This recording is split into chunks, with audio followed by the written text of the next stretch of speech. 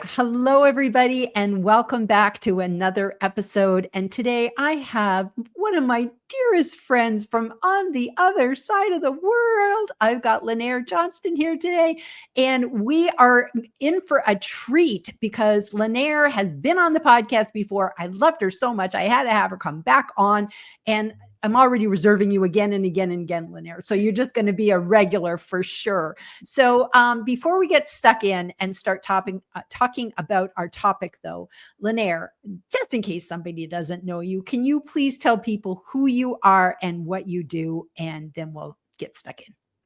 Kia ora, Gillian. Kia ora, everyone. I'm Lynnaire Johnston from New Zealand, and I'm a LinkedIn specialist. So I'm the author of Linkability, 4 Powerful Strategies to Maximize Your LinkedIn Success, and the co-author of Business Gold, the world's only book about LinkedIn company pages. So what I do is I help people through my Linkability community to understand LinkedIn and how to use it to achieve their professional goals. And I work with people all over the world through my Linkability community and through my content. I write a lot of content, and consequently I'm here today to talk with you, Gillian. Once again, thank you so much for having me back.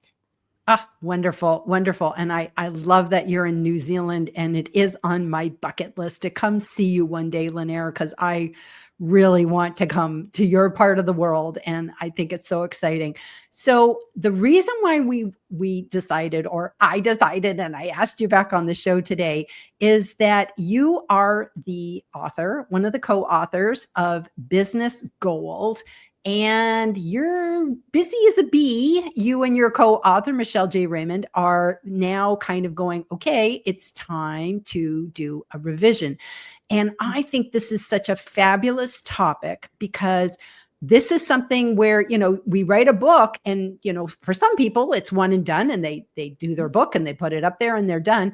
But when you have a book such as yours that has so much educational content in it, it's not like a fiction novel. There's a lot of moving parts, and LinkedIn is one of the most moving partiest places ever.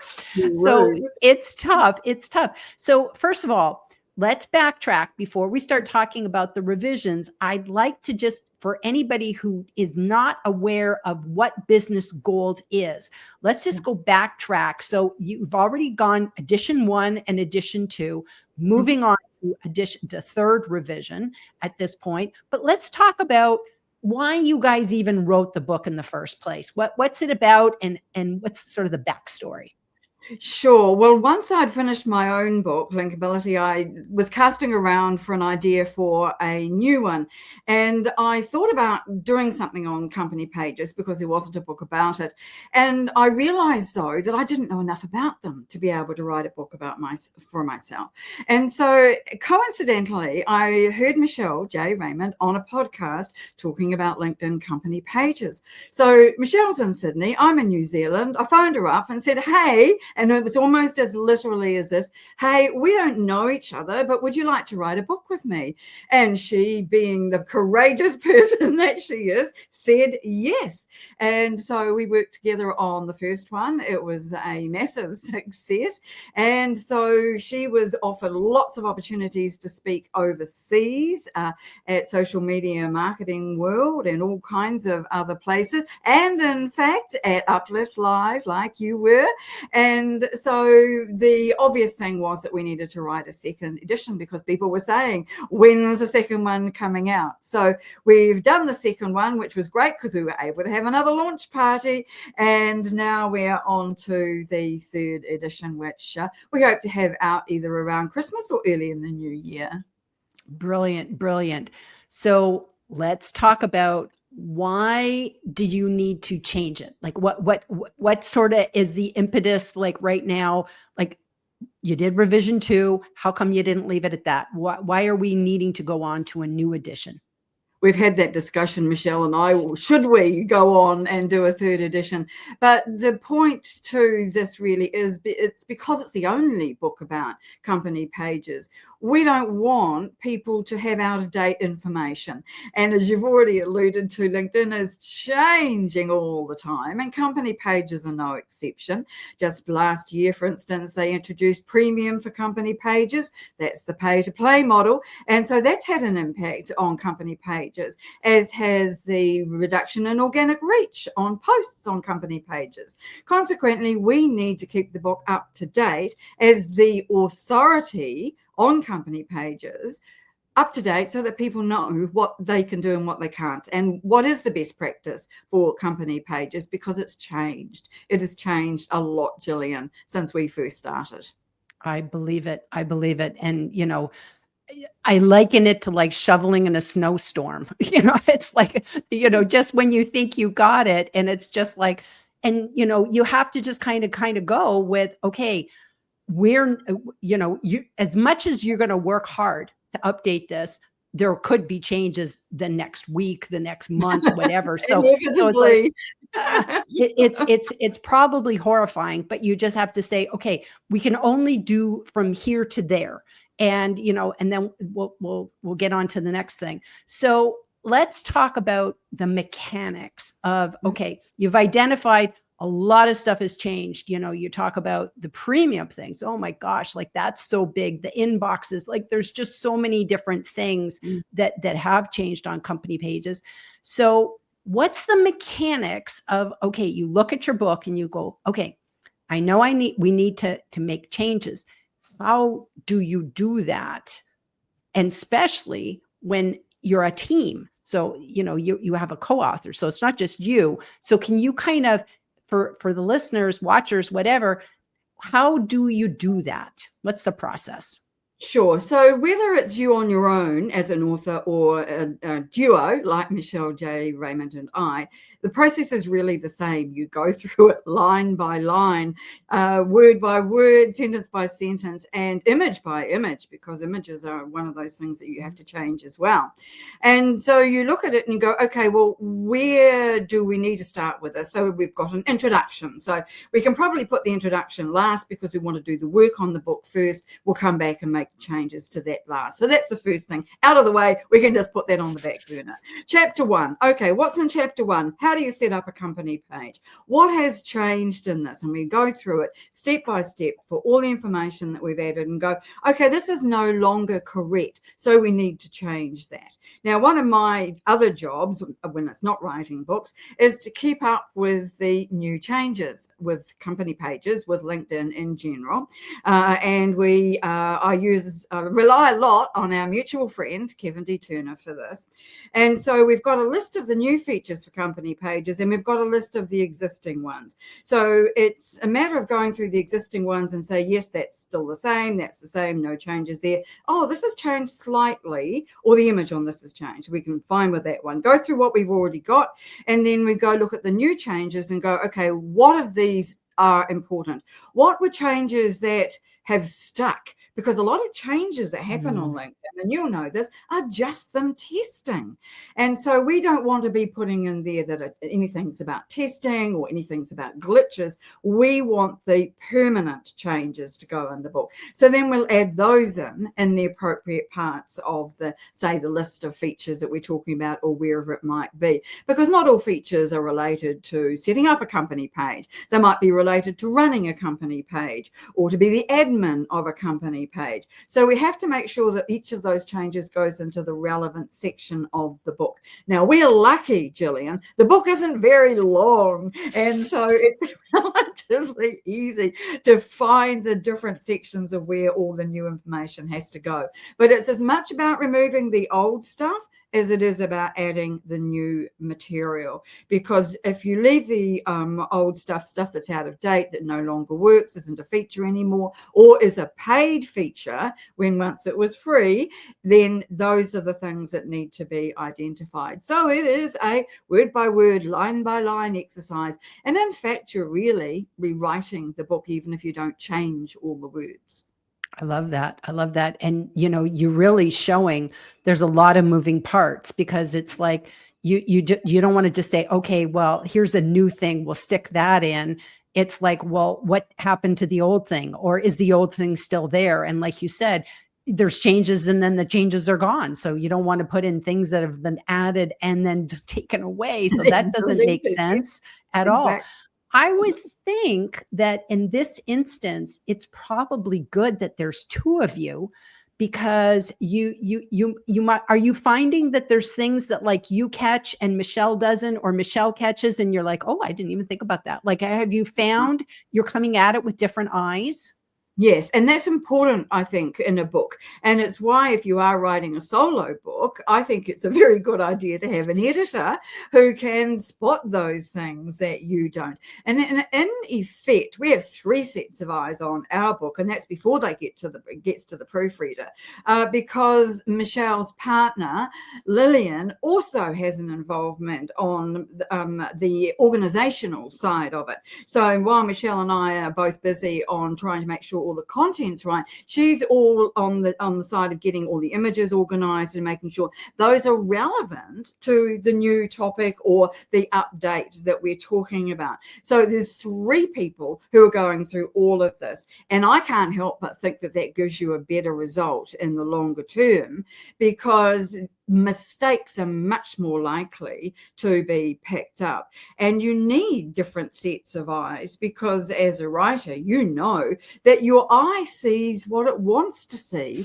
not what is necessarily on the page. And isn't that so true of headlines or chapter headings, and more than anything? And that's when they really stand out.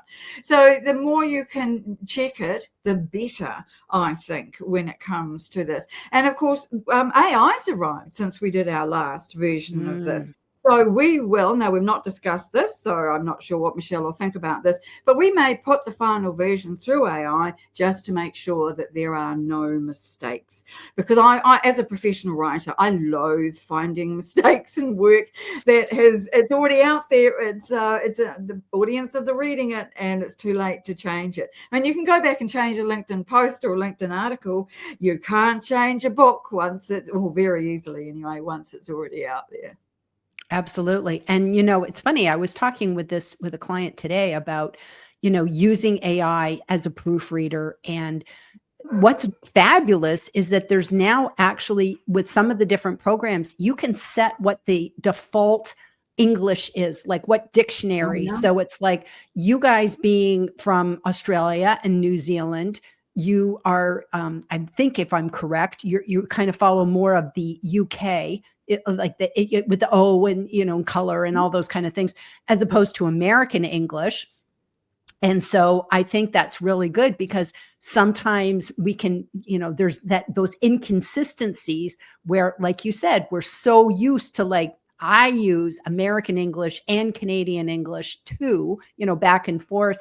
And I sometimes don't realize I'm doing it for one word, but I'm not doing it for the other. It's that word. consistency that's important. And you bring up a good point, because really, when you start a book, you need to have a style guide. You need to decide whether you're going to have American or UK English, and what your tone is going to be, and how you're going to write names. All kinds of things need to be determined before you get going with a book, because otherwise you will get those consistencies at the end of it. And those are so annoying, because when because a book takes time and it's a process, who you are and what you're thinking about things at the beginning is not where you are at the end. And you've gone through this process in the meantime, and things might have inadvertently changed, or you might have decided partway through you want to change them. And so at the point that we're at now on the revisions, we can go back and look at those stylistic issues and go, well, I don't really like this. I'd like us to take this opportunity to change it. Should we change it to American English on this edition, given that the considerable audience for the book is American, or should we just leave it as we've got it? And so those are some of the questions that we're wrestling with. And I think it's important to think those things through too, sometimes before you start, and sometimes when you get an opportunity to revise a book. Absolutely. Absolutely. So here's something that I wanted to ask you is, I love the phrase scope creep. And that's something I found, that it's like sometimes we can say, okay, we want to update, we want to revise the book, but there's always that little, oh, maybe we should add in this. And, there's those whispers of like, well, what if we added? So do you have to battle that, or is it like, no, we just know we're going to keep it to the way it is? Or is there that desire of like, well, it would be nice to do this whole extra section?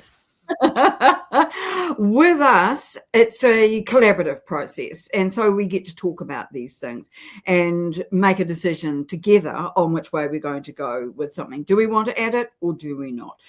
When you're doing a book on your own, you don't get that opportunity. You have to go with your gut instinct. And sometimes it's deadline driven. We've got, in the first two books, Michelle wanted the book out on her birthday in November. And you'll remember that because you hosted our very first launch party, and you might have hosted our second one. I can't remember. I did. And so we had a deadline to work with, and that really then answers the question for you. Are we going to take an extra 3 months to write all this new stuff? No, we want the book out on this date because this is what we promised. We promised the audience. We promised Gillian that we wanted this date booked for the launch. Those are the kind of things that you can take into account. So it's easier when there's two of you and you're on the same page to be able to wrestle with those ideas. But yes, scope creep is always going to come into play when it comes to writing a book, I think. And so you have to be very disciplined about what it is that you are going to write about. And I think having a structure to work with right at the beginning helps stop that. But it's not easy, is it, when you find out new things as you're writing your book that you want to include? One of the hardest things, I think, about writing a book is taking out what's not needed, because you've written it. You're invested in it. It's your baby. And all of a sudden you have to go, no, it's got to go. It's just got to go for whatever reason. And so, yeah, we're lucky. We've got this collaborative thing going on that makes sure we don't do that. I love that. I love that. And then how do you physically do this? Like, do you guys like to work in Word, Google Docs? Like, do one of you say, I'll start with the edits on this? Do you meet on Zoom? Like, how do you actually, do the work? All of that. So we meet on Zoom and we work out our process, who's going to do what. We've got a Dropbox set up specifically for it. All the content gets put into that. So when I finish my bit, it goes into Dropbox. I let Michelle know that it's there. She goes through it and does her bit and then moves it on down the chain. And so it's very simple because we keep it simple. I think it's very easy to get tied up with different versions of things, but once we've allocated a task to one or the other of us, then that's what we go ahead and do. So that I don't then suddenly look at something Michelle's working on and get involved and make a nuisance of myself. I trust her to do the job, get it done, and then it's my turn to have a look at it. And that's when I can say, I don't think this is right. I think we need to change that. And vice versa. If she doesn't like something that I've done or she wants to add more, then we talk about it. We collaborate about it. So, yeah, we have a lot of Zoom meetings when we're talking about some of these things. For sure. It's got a bit less like that now because we're on version 3. But on our first one, we met every Friday afternoon and we'd have to spend half an hour talking about gardening and half an hour talking about the book. I love that. I love that because it's like, it's nice when you like I since we've talked, I have now collaborated on a book with Tina Jarvitt and we work together. And again, she was in Belgium and I was in Las Vegas. So we were on opposite sides of the world. And it's amazing what you can do on Zoom. And it's amazing how you can just kind of say, this is your zone of genius over here. And this is my zone of genius there. And then you play to those strengths and it never becomes a tug of war if you acknowledge, hey, that person's really good at this while I'm really good at that. But the document management, coming from a tech writer background, that was the one thing I had to be in charge of the versioning. And that's just me. But, it's so easy to get, what version are we on? And I like that you said you're using Dropbox or Box? Yeah, Dropbox. Yeah. Yeah. So that's a brilliant thing because a lot of people, they don't No, you need those. You need it like a library. It's Yeah. like when it's in Dropbox, it's in the library, and then you check it out. And Yeah. Yeah. otherwise you're going to have. I got 6 versions on my computer. I'll email them to you, and it's like, no, don't be like, don't email No, me no, stuff. no, exactly right. So the process, setting up the process is really important, but also it's important who you work with, Gillian. Mm. Michelle and I have never met, and we get along really well. And I know that that's not always the case when 2 different authors are working together. And we have just been really fortunate. But I think too, part of that is that we check our egos at the door. When we fight about whose name is going to be first on the cover of the book, it's not I want my name to be first. It's I don't want my name to be first. And so that, I think, makes a real difference when you are working on a project like this, because if you've got one person who is going to take the lead on it, then it's got to be agreed that that is the case. Now, in our case, the writing part of it is absolutely equal. Michelle does a lot of the work because she's the subject matter expert, and that's always been the case. And so when it comes to the marketing of the book and getting out there, she's the person who's out front with the book, and I have no trouble with that. She travels all over the world, and I don't want to travel all over the world. I am really happy to leave that to her. So that's another example of how it all works together. And so I think that it depends on the person that you choose if you are working with somebody as a co-author. But even in your team, because writing a book is a team effort, you cannot do a good job on your own. And so if it's a team effort, the people who are on your team have also got to be aligned with who you are and what you're doing and what you're trying to achieve. That's brilliant. That's brilliant. So let me ask you something. So you've done your own book, Linkability. Yes. You've done Business Gold. So you know about writing about something that is ever changing. Yes. So if you could speak to prospective authors out there, what kind of tips would you give them that like they need to know this before they start writing? How to prepare, should you try and write more generic? Should you just make sure there's lots of documentation of like, what could you do if you could go back in your time machine? Is there anything that could make this easier for you, 5 years ago?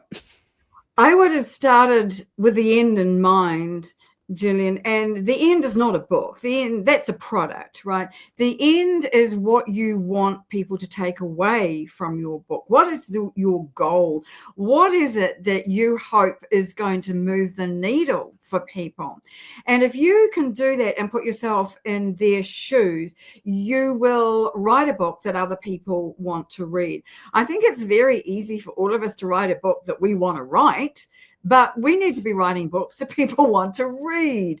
And whether that's a long book, a short book, a funny book, a fiction book, or a nonfiction book, or almost a textbook like we've done, then you need to think about the audience, because if you write it for yourself, then you are going to be your only audience. So really do your homework on who it is you want to read the book that you are putting together. And once you've got that clearly in mind, then you'll be able to write something that appeals to them and is something that really does move the needle. And I think a lot of people forget about that. They think that once the book is out there, it's it, that's it, it's done. But people are still buying my book about LinkedIn 5 years later. And so I think I might have done things a bit differently if I thought it was still going to be around in 5 years' time, Gillian. And so there's going to be ongoing marketing of your book. And you need to remember that this is something, it's almost like giving birth to a child, right? You watch it, you give birth to it, it goes out into the world, you shepherd it along, and you try to help it grow as much as you can. And then at some point or another, you have to just let it go out there into the world, and it's got to stand or fall on its own merits. So I do think that for any author, thinking about the audience before they start is probably the single biggest tip that I could give, and I wish I'd known that when I was sat down to write Linkability.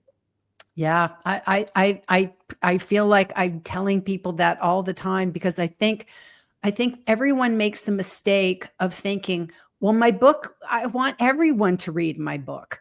But the thing is that if you write for everybody, you're actually writing for nobody. And there are some people who, it's not relevant. Now, going back to your topic, which is about business pages and thinking of who your ideal reader is, your ideal customer, the ideal reader, do you feel that you had to say we're writing for solopreneurs, like the one person business, as opposed to a big company? So is there any differences? Like we just kind of go company pages, but like I'm a company of like one, well, two if you count Devin, my husband. Exactly. And the rules are different. When I say rules, the way you use a company page is different as a small business. Whether you're one person or five, it's a small business, and how you use your company page will be different from a medium to larger business. So you've got two distinct audiences in there. And so there's no rule that says you have to have only one audience for a book, but you still need to then cater for both of those audiences. So we need to have strategies in the book for how you make good use of a company page as a small business. And then if you've got a team, how do you work that? Because there is a major difference. If you're a company, then you're going to be likely to be posting a lot more on your company page. And you've got other people who might be posting on LinkedIn. And so you want to get in place a whole employee advocacy program that allows your company page to be supporting their work. So it becomes a much bigger beast altogether than just if you and I are putting out posts on our company page because we think it's important to keep it current and for people to know about our businesses. But also, we're now in the world of AI. And so we need our company pages, big or small, to be found by AI. And to do that, we need to do a load of other things. And so that's something that Michelle and I are going to need to consider when we're writing version 3 of Business Gold. Wow. Wow. Wow. So there's a lot to all of this. There's a lot to unpack. There's a lot to all of this. And, it's just amazing. And I guess you guys are both holding your breath, hoping there's no gigantic big changes. Do you kind of go, oh, what could happen? Is there something that like you kind of feel something big could be coming? Like I never thought we'd be pay to play with company pages. I never thought we'd be there. But to be honest with you, I feel like all of LinkedIn, it's like the freebies they're just disappearing. And I think that if we see more of that, what do you think could come up for company pages? Like already they're doing verification you have to pay for. There's a lot of things with company pages, right? Yes. And I think it's very fair to say that they are trying to move us all towards the premium model for company pages. I don't think there's any doubt about that. And for bigger companies, that's a no-brainer because it's water for ducks back to them. But the 150, 160 New Zealand dollars that it costs per month doesn't give me any extra visibility of my page. All it does is give me a few features that might look pretty on my page. But if people aren't coming to my page, then they're not going to see those pretty features. So what is the point of that? So it comes back to that division again between small company pages and bigger company pages, or the organizations behind them, and how you use them. And quite frankly, I don't think LinkedIn cares about you and I individually in our small company pages and whether we pay $150 or $60 per month on top of our normal premium payment, let me just say, to be able to have access to these features. They are looking for those bigger companies that will spend money to advertise. And that is where all of this is moving, is to get people to advertise. And part of the reason we're not seeing much reach on our posts is because they want us to advertise. And if we pay to boost our ads, our posts, then they will be getting a wider audience. But then you come across the whole problem of, well, is it a post or is it an advert? And you're really in murky territory there, aren't you? So there's a lot of this going on. Is there something that's going to change with company pages? I think it will be around AI. I've no idea what it's going to be. And a lot of better people than me have tried to predict what LinkedIn is going to do and been wrong. So I'm just going to say I have no idea, but I do think that we're seeing more impact from AI, and that will continue. I agree with you 100%. I think AI is just, it's just going to keep doing its thing. And to be honest with you, I think that's why we have to make friends with it. You know, I think in the beginning when AI came out, we were like, nah, I'll pass. I'll wait this one out. I wasn't just pass. I was no. And then I woke up one morning and went, Lynnaire, you can't afford to do this. You can't afford to be left behind on this. You have to get to grips with it. And so I clicked the switch, the on switch for AI, and I haven't looked back, and I love it. Oh, you're brilliant. I love you that you do all this and you're just like, nope, I can learn it. And, you know, I feel the same way. It's like, okay, you know, and that is one thing that I do have to say about LinkedIn. They're actually doing a really good job with making so much LinkedIn learning about AI accessible so that if people are feeling a little overwhelmed, it's like, just go out there and take some of those free courses, people. You know, I think there's free courses all over the place that you can do. And, you know, it's a great way to, you know, get up to speed. So Lynnaire, this has been a very, very enlightening episode. I have so loved what you've told us today and just, you know, being willing to kind of do that like behind the scenes and share the process, because I think for some people it's like, oh my gosh, I have to revise my book. It's like overwhelming, but it's like, no, you can, you know, really just do it in baby steps. Lynnaire, maybe that's another book one day is you can do a book about revising books.